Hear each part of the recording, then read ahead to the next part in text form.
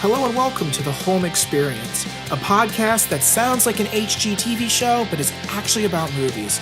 I'm Adam Barnard. And I'm Jackson Smith. And today we're here to talk about Star Wars: The Last Jedi.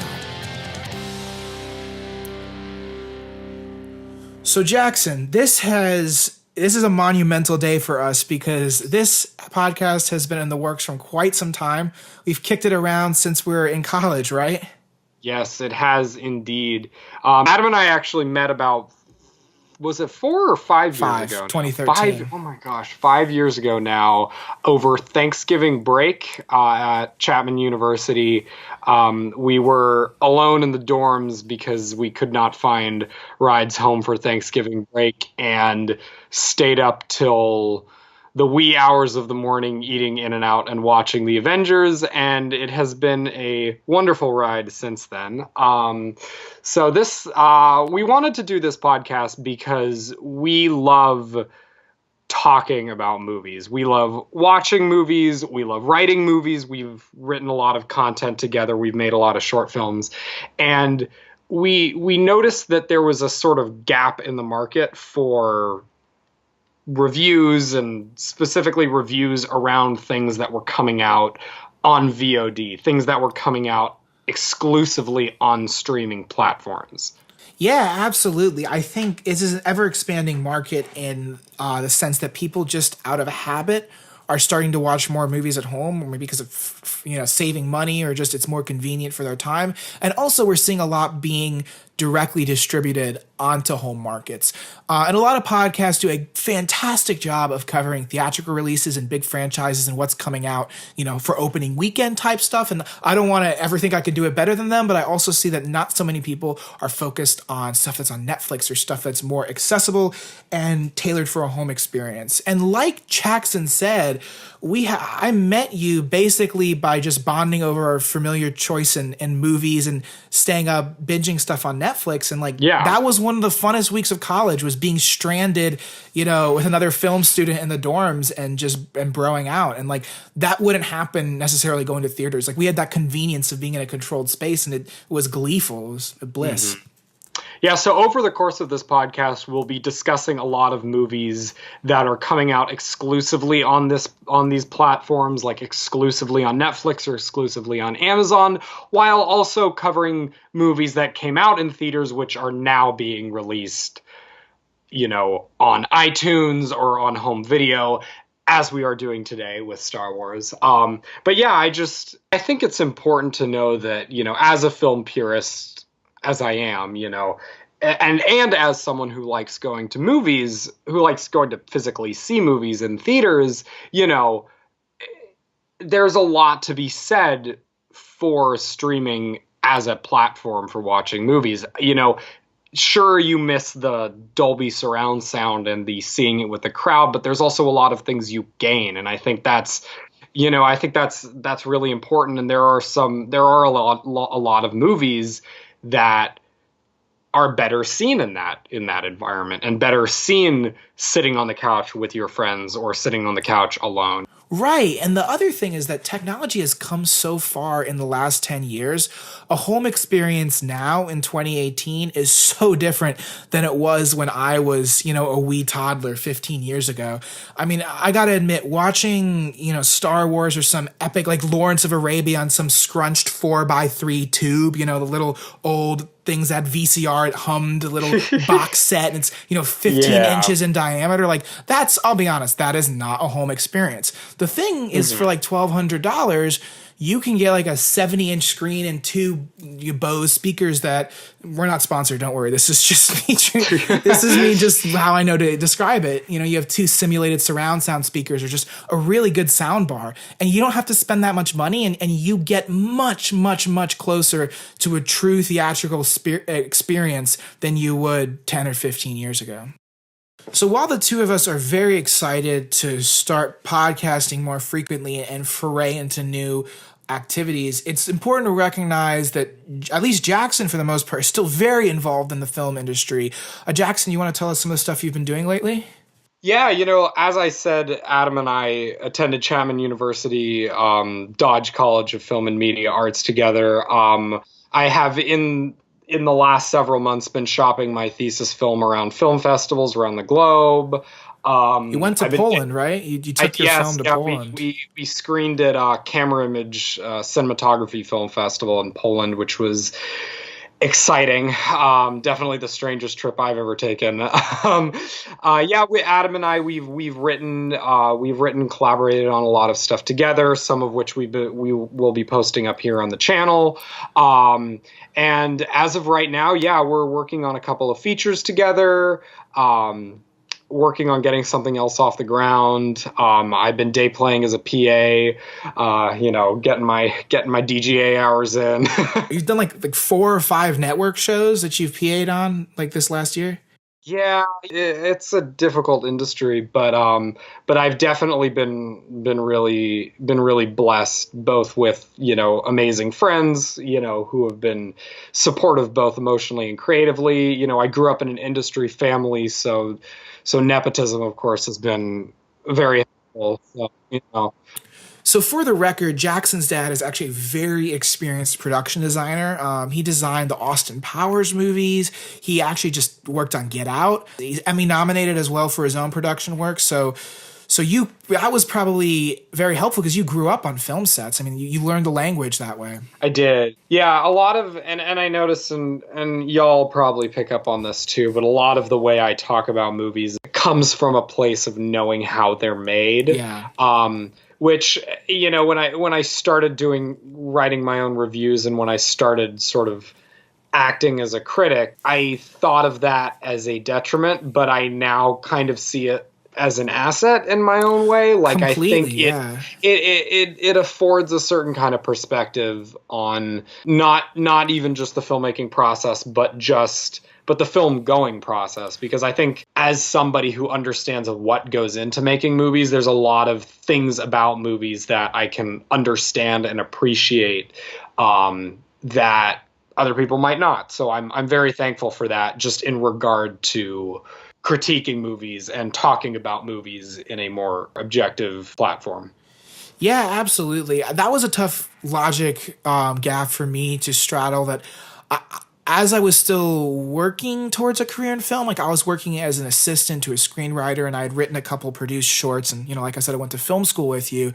I was struggling when we first pitched the idea of the podcast because I thought, I don't want to be a hack. I don't want to be that guy who gets behind a mic or gets behind a keyboard and becomes some warrior for the medium of film and can't even make something himself. However, as time has gone on, I've realized we are in a new era where there's no precedent for this. The amount of content and the diversity of content that is being generated, it used to be an actor was either a film actor or a TV actor. And it almost used to be you were either a filmmaker or a film reviewer or a podcaster on the broadcast side. And as time goes on, all these mediums are kind of blending together where it's just you enrich yourself by being a part of art, whether you're making it or discussing it or broadcasting about it. So I think we're in a time where like filmmakers with tact, they need to have tact when they discuss things, but they're able to be a part of the commentary as well as the production without selling themselves out.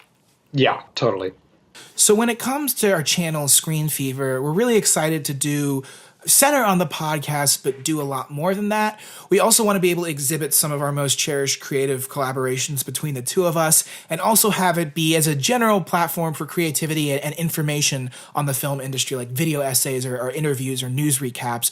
So as time goes on, we're going to look forward to expanding that. But in the meantime, let's get to the main discussion.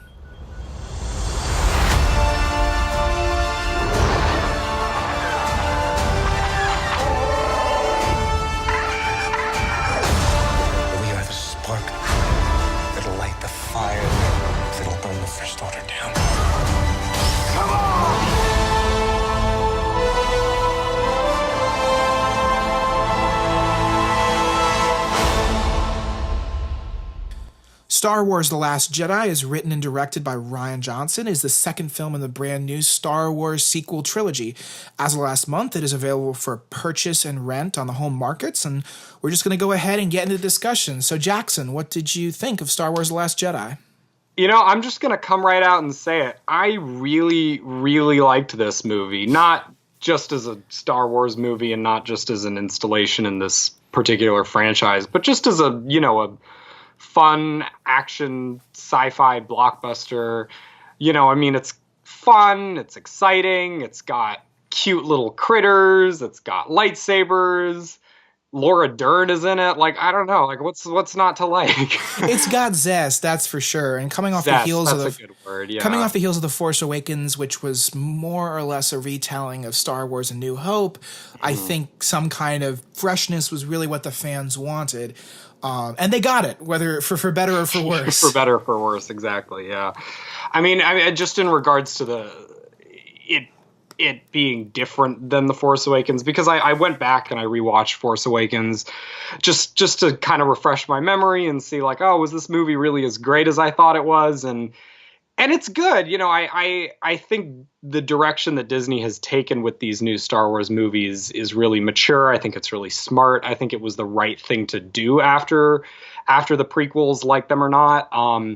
But as a movie, I think Force Awakens is a great collection of nostalgia pops. Like, it's a lot of, oh, we're going to linger on this shot of the Millennium Falcon for 10 seconds because we know people in the audience are going to be clapping when the Millennium Falcon comes on screen. And, I think for better or for worse, there is none of that in Last Jedi. There is a startling lack of fat in this movie, which is something that I think a lot of Star Wars fans aren't necessarily used to, especially if the last two movies you saw were, Force Awakens and Rogue One, which basically ends with a 5-minute sequence of Darth Vader being Darth Vader. Which segues right into A New Hope, so it's very connected to the original movie. Yeah, spoilers for everything, guys. So, sorry, run for the hills if you haven't seen it yet. But yeah, Adam, what did you think?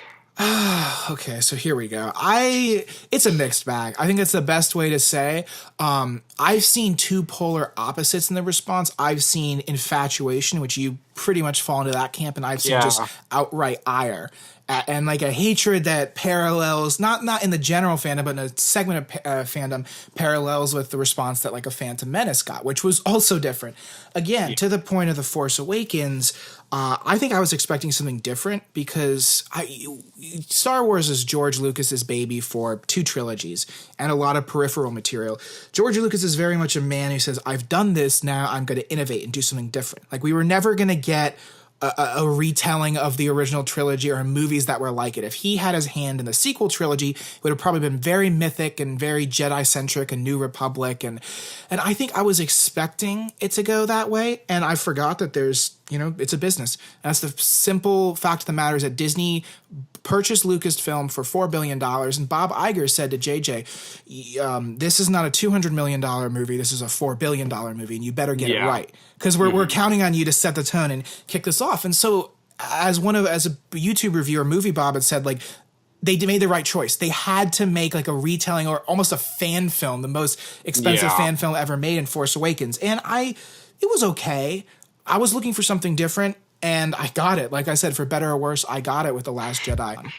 Yeah, I think, Rian Johnson is a Star Wars fan, but he reads as a different kind of Star Wars fan than J.J. Abrams. Right. I feel like J.J. Abrams is the kind of Star Wars fan who, like, bought all the Lego sets and, like, has a giant Millennium Falcon in his room. Whereas I feel like Rian Johnson is the Star Wars fan who, like read all the expanded universe novels and like wrote fan fiction. Like his view on it is so singular. And I think, yeah, I mean, that's off-putting for a lot of fans who, really liked Force Awakens. They're 2 completely different movies.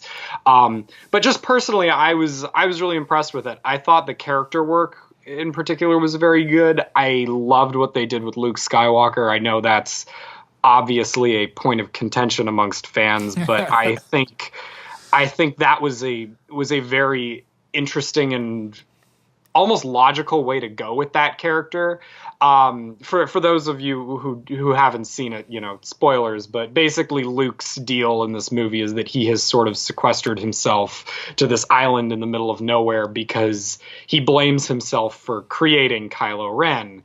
And this is visualized in this opening scene where Rey, the, plucky young scavenger from Jakku, travels across the universe to give him this lightsaber, and the first thing he does with it is chucks it behind his back, Right. And it's this moment in the movie that basically tells the audience, like, you're either down with this or you're not down with this. Right. Rian Johnson is very much a man who pulls from eclectic influences. Having followed his career even before he got hired in Star Wars, I see the kinds of films he watches and posts about. I mean, the first film he did at USC Film School was called Evil Demon Golf Ball from Hell. And it was like some surrealist thing that pretty much lives up to the title. I mean, he does watch a lot of classical Hollywood, even short and silent films. And like, one of my complaints with the movie is how centric the humor is on gag humor. I said it almost feels like Buster Keaton in space at places. And I mean, that was in some of The Force Awakens as well, don't get me wrong. But then I think, of course, like, what is this guy watching? Like, he's not watching 80s action movies like J.J. Abrams is. He's watching like 30s, comedy or 30s drama. And so you're gonna get someone, like you said, who sequesters a different kind of storytelling and a different kind of tone. And he was given very little restriction by Lucasfilm. They said, make this personal and make it good. Make it something that's your vision of the continuation. How do you think that's going to line up or how do you think, because I know you're for this, how do you support different directors pulling on each movie in terms of a trilogy? Because you think about it, like, and we're going to get to talking about The Last Jedi in more depth, but it is only a third of the story. It is act 2 of a 3-act story. And if each person gets to put their own heavy stamp on each act, how does it all coalesce to you? It really depends. I think that question really depends on what the viewer's definition of a good trilogy should be. Like, I think if we're using Lord of the Rings, for example, as a litmus test, like, it's basic, like, that is basically a 10-hour movie told in 3 parts. And it has become abundantly clear with Last Jedi, and also with the schism surrounding Episode 9, with the firing of Colin Trevorrow and whatnot, that this is not going to be the case with this trilogy. I think these movies are gonna they're all gonna flow into each other because they're all part of the same story, but they all are very much their own movies. It doesn't frustrate me quite as much because I like to see how different directors interpret material. Like going back to the humor, for instance, I really liked your Buster Keaton example, because when I went back and I watched Force Awakens, basically all of the jokes were, quips between the characters. It was Harrison Ford turning to Chewbacca and saying something clever,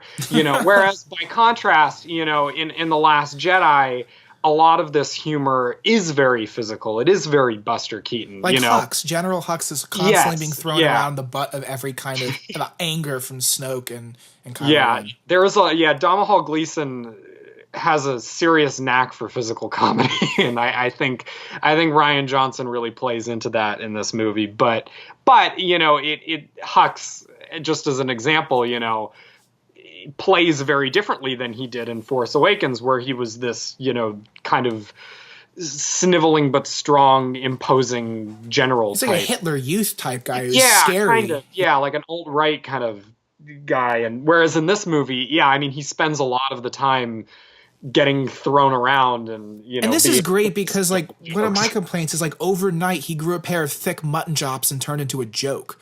Like, you saw him one day ago, and that was one of my complaints that I feel like almost borderline breaks continuity in the spirit of characters. Like, Luke Skywalker, we haven't seen for 30 years. I mean, we would expect him to change. Characters like Hux, you haven't seen for all of a day. So it's weird when the First Order dynamics get changed for the sake of comedy. Sometimes that works, sometimes it doesn't. It's kind of like a case-by-case thing. I mean, we had Poe Dameron make a "your mama" joke with Hux to stall while he was charging his rocket booster on the X-Wing. I mean, that's the kind of stuff, and even Rian Johnson said in the commentary, I listened to it last week, he said, I put this in because I want to just announce to the audience that, like, we're going to be doing things differently, and we're going to try different kinds of humor and hear stuff and bring Star Wars into new territory in terms of tone. So yeah, kind of going off what you were saying about the timeline, like you mentioned Luke Skywalker we haven't seen for 30 years, whereas, this movie is set moments after Force Awakens ends. So I'm kind of curious to hear what your thoughts on the similitude, I guess, between these two movies. You know, not even just in terms of the humor, but in terms of the characters, in terms of the style. How do you think that transition worked, considering that it was such a short period of time to jump? So in this particular case, I actually think having a time jump would have catered better to what Rian Johnson was trying to do with the movie. Because of the change of tone, and like I said, characters changing literally overnight, you know, the plot and the tone not quite lining up between a transition that's not even going to be 24 hours, you kind of expected it to continue as a J.J. Abrams type story. I mean, the setup with Luke on the cliff with Rey, originally, from what I read, I can fact check this if you want for later and put it in the notes, but I they were believe you. originally, Mark Hamill said this, there were rocks floating around Luke, like he was sitting, like, you know, like what Rey did at the end of Last Jedi was what Luke was doing. So he was still connected to the Force. You know, Rey saw this like pageantry of all these things floating, and you know she came in full contact with the legend of Luke Skywalker, and they had to digitally remove the visual effects they already did because just for the pure sake of continuity, Rian Johnson wanted Luke to be cut off from the Force, a man who's isolated himself and is feeling the weight of his own mistakes and the weight of the Jedi Order and the Jedi history and the toxicity that comes with that. If they had jumped, say, 3 months later, and we still got that kind of tattered on the run from the Empire, but with the Rebels or with the Resistance, Resistance gets tough. And we saw maybe Luke or Rey enter a training with Luke and things weren't going well, or Rey was living on a different, something that kind of cultivated that same mystery and allowed for a change in the characters that we don't see, so Rian Johnson's voice fits in the glove more naturally. Yeah, I mean, like thinking back to Empire Strikes Back, for example, like that movie was set at least later, like months, a year months, after the first Star Wars movie, so you could get away with a lot, like, you know, not even just in terms of character development, but also in character interactions. Like, I mean, like Han and Leia, we jump right into their flirty, weird yeah, dynamic. exactly. And it's like, and two, like, you know, Empire is a very different movie in a lot of ways than New Hope. Right. Similarly to the ways in which Last Jedi is different. Like, they're both movies that take the ideas explored in the first movie to more mature places. They're both movies that change the kind of humor and the kind of dynamics and the way the characters interact with each other. Like, I mean, New Hope, a lot of that dialogue felt very pulled from the serials of the 1940s and 50s that George Lucas, that Lucas grew up on. Whereas, yeah, I mean, a lot of the interactions in Empire feel very, you know, late 70s, early 80s. Like, they feel very of that time. Well, it's Lawrence Kasdan, and he used to write a lot of character drama. He had very different influences. And you pair George Lucas's mentor from USC, Irvin Kershner, directed it. So it's an entirely different creative crew, just like what happened with A New Hope to Empire. So we've talked a lot about how this movie works in relation to the world around it. I want to talk a little bit more about the movie specifically. So there's a lot of new things in this movie. There's new planets, new characters, new animals and monsters and whatnot. Just can you talk a little bit? What did you think about the new additions to the Star Wars universe? And yeah, absolutely. We're talking about porgs now. Are we going for this? That's basically what my question was like, what do you think of porgs? Right. That's basically the rest of 30 minutes is going to be about porgs. So here we go. But I want to get to the characters, but before I get there, I want to say the designs I really liked. I'm in the minority that loved Canto Bight purely from an aesthetic and concept perspective. I did have a soft spot for the porgs. I love the Vulptex, something like that. Those crystal critters, the foxes. I didn't know they had a name. Okay, I'm trying to be cool and put all the names in there. Wow. All those hours on the Star Wars Omnipedia have to come to some kind of fruition. So yeah, the design standpoint, and what's his name, Rick Hendricks, who did the production design. I mean, beautiful sets. They built something like 70 or 80 sets. A lot of them are purely practical. It's, in that sense, there is a lot of gorgeous redeeming factors about the movie, and I want to recognize that. So on that topic, let's talk about the characters though, because this is something that we actually agreed with, I think, a lot. Kind of, yeah. Specifically when it came to people like Holdo and Rose. And I was surprised how much of an impact they had on the plot. You know, you would think Poe, Finn, and Rey and Kylo, like that's it. But we have a lot of Leia, a lot of Leia we know, but we have a lot of Holdo, a lot of Rose, a lot of Snoke, who's kind of like a new character. We only saw him for one scene. How did that work for you? Well, yeah, a lot of Snoke until Snoke is not there anymore. Right. Yeah, I thought it was interesting that a lot of these new characters were female. Right. I think that's great. First off, I think inclusivity is a very huge priority when it comes to blockbuster movies nowadays, and having Laura Dern have a huge badass moment and having this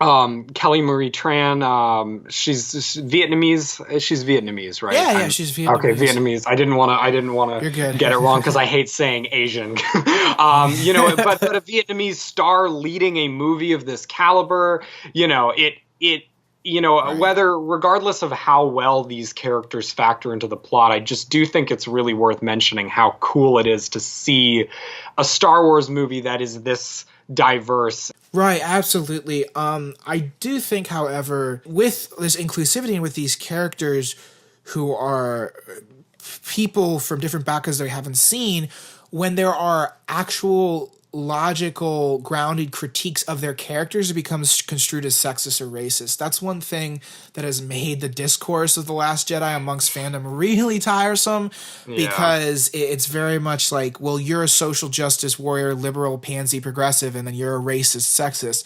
I don't really like that kind of rhetoric. I think it's not an either or thing. Like, for example, let's dig in. I like Rose Tico. I like Kelly Marie Tran. I like Rose Tico's presence. I do not like some of the payoff of her character. For example, the moment where she saves Finn from saving the Resistance and delivers this platitude about, we have to save the ones we love, not destroy what we hate. I mean, that's so paradoxical to her arc. Her sister saved the entire fleet by sacrificing herself, destroying what she hated. Finn was going to save the spark of the resistance that was left by destroying what he hated. And she came in and saved Finn just out of purely selfish device. That's something where it's like, it doesn't matter what color actress the character is. That is a frustrating moment for that character's arc. Yeah, I mean, just specifically in relation to that moment, because I'll concede that I don't think that moment played as well as it probably did in Rian Johnson's mind. I have to think, like, was Finn really gonna do anything by running into the laser cannon? Like, I wonder, like, really, like, was that, like, it did, at least from where I was sitting, and maybe film is very interpretive, so maybe this was just the way I saw it, but I saw it as less a, from Finn's standpoint, less a, I'm trying to save the Resistance, and more of a symbolic act. Like, he knew at that moment, I think he probably knew at that moment that it was a lost cause, that his ship was going to evaporate the second it got close enough to that thing, and it was like, I'm willing to die for this. And the point of Rose saving him was to say, I understand where you're coming from, bro. Like, I get it. Like, you're pissed, but like, the Resistance is small enough to fit on the Millennium Falcon now. Like, like we don't have time. We don't have time for these big showy gestures of heroism. Like, Holdo is another great example of this. I think the movie spends a lot of time setting her up to be this sort of incompetent, almost antagonist, whereas like Poe and his whole plan to, infiltrate the Star Destroyer and break down the McGuffin machine, whatever, is sort of meant to be this, like, we're conditioned to think this is exactly where this is supposed to be going, because this kind of heroism is what's celebrated in these kinds of movies. And for the movie to pull a complete 180 and say, like, no, that plan was stupid, it was never going to work, and Holdo was right all along, right, is really, really subversive and really, really clever, but at the same time really jarring to people who are used to seeing those kinds of movies, used to seeing movies where that particular kind of heroism is celebrated. Okay, well, so here's the thing. Just going back a bit, in regards to Finn, I really do disagree with that, and here's why. Just 2 days ago, Finn was still in the rank and file of the First Order. He's still ostensibly training and preparing to go on First Order missions that are often very violent and victimize civilians. He makes a very brave choice, as Leia says, to defy the First Order and make a choice not to kill for them. And then he gets swept up in this crazy adventure with Han Solo and this girl from the desert, nearly dies 3 times, decides to go the full mile and betray Star Killer Base, which he used to work on, and which is the Planet Killer Base. And at the start of this movie, now his life is very much in danger. So he's thinking, look, I've already done enough for the Resistance. I need to get out. I need to take an escape pod and save Rey. My loyalty is to Rey, and my priority is to make sure we both get out alive. Now, that's where we enter Rose and enter the mission. And through the mission, Finn learns it's not about just getting away or doing the selfish choice. It's about finding a greater cause. And he has this moment of full redemption where it's like the man who was ready to kill for the First Order is now going to vanquish evil. And that's a character arc where I can see if Finn died, I would have zero qualms. I would actually think it would have enriched the movie for Finn to die. So to rob the audience of that experience and try to just subvert for the sake of shock or confusion, that's another issue I had. It's like the movie comes very close to hit. It has so many interesting ideas that to me don't coalesce into an entire film.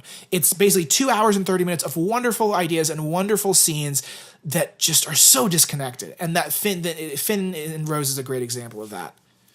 I think it's interesting. You're totally right. Finn, was a stormtrooper 3 days ago.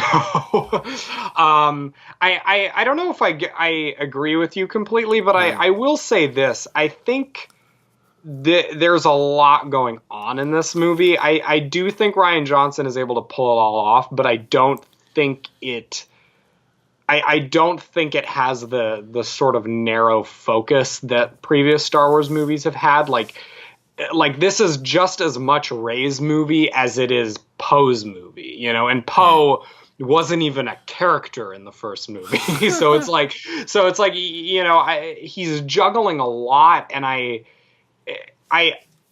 like I said, I don't know if I agree with you that he doesn't stick the landing on it, but I do think there's something to be said. This is a hefty movie, and I think it's laying a lot of groundwork for what these characters are going to be doing in these next couple of this next movie, or whatever movies they're going to make after that, because Disney is going to keep making movies out of this.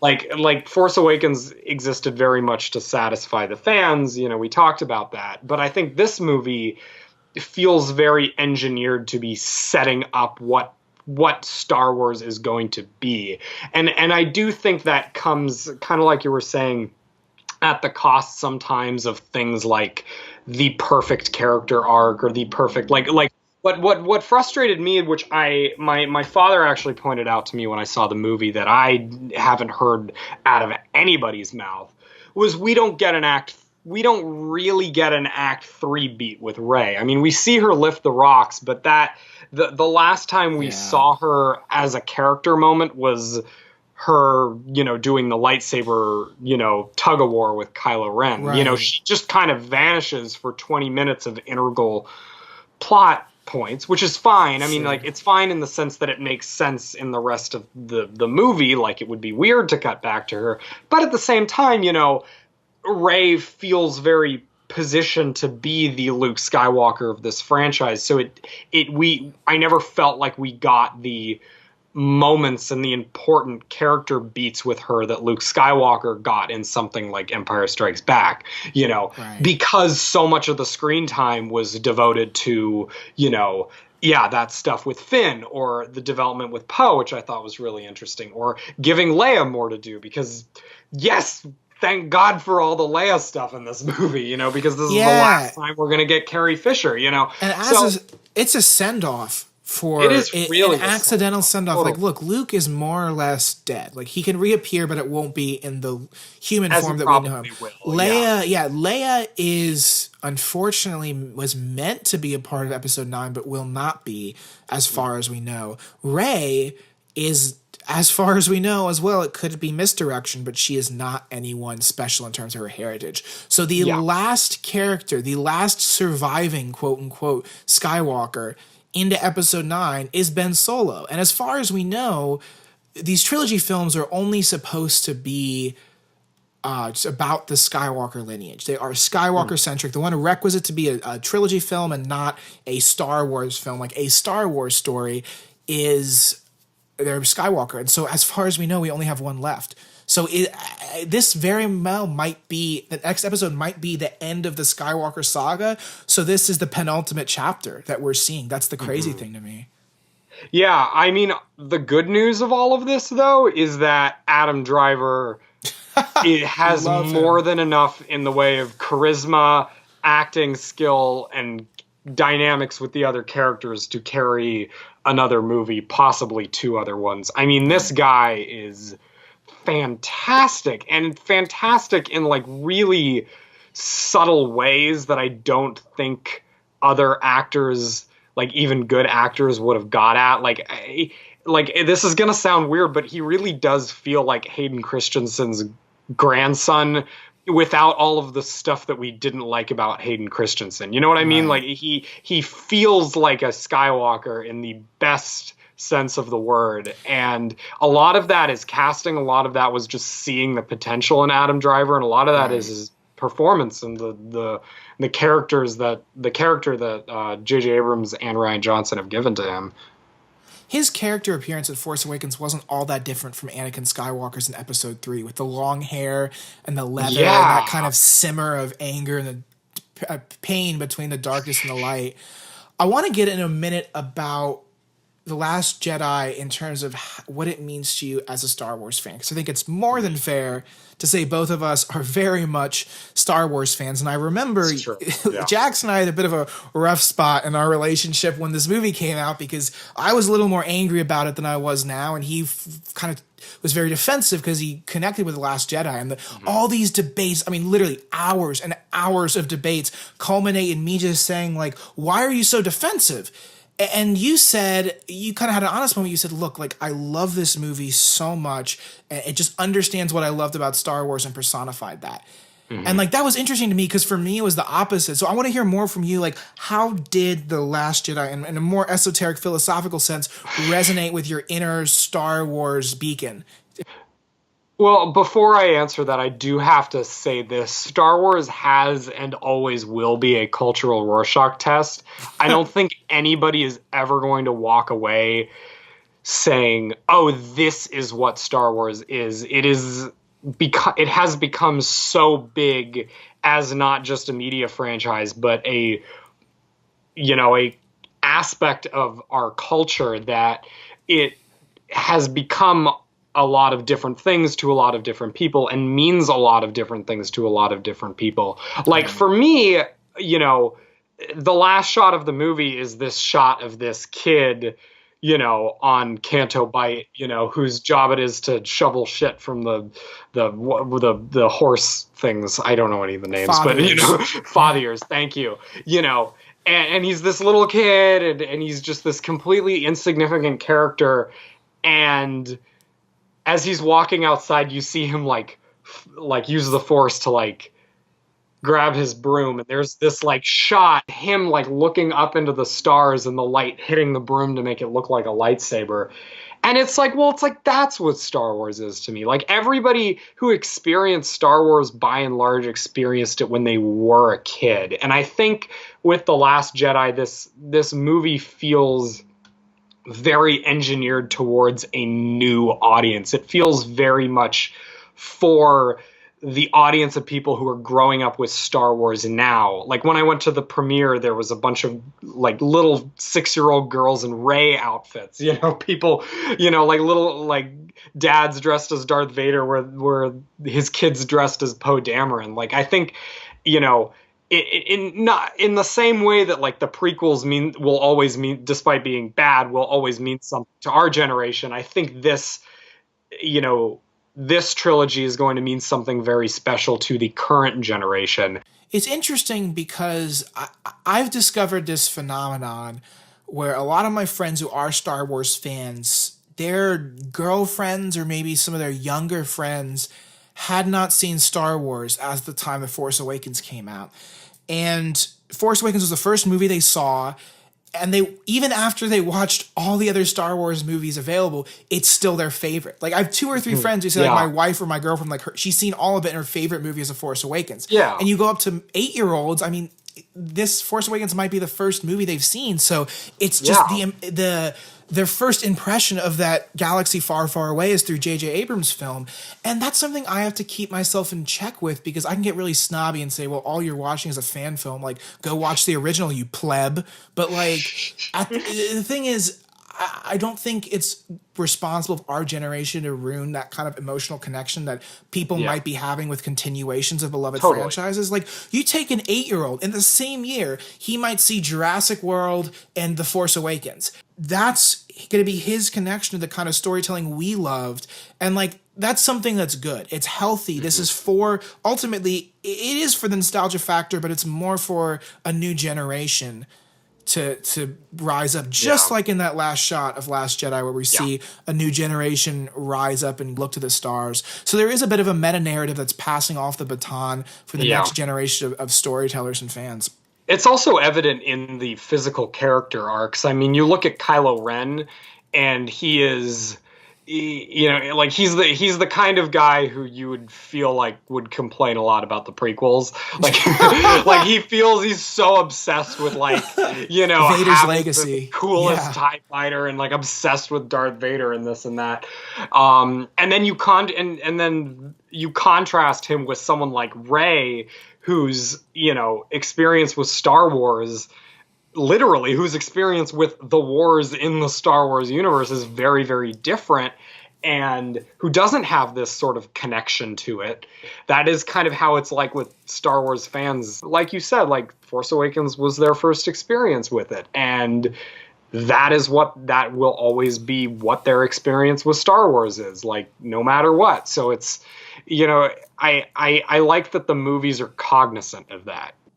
Well, that concludes our discussion of Star Wars: The Last Jedi. We hope you enjoyed it as much as Jackson did, and not as much as I did.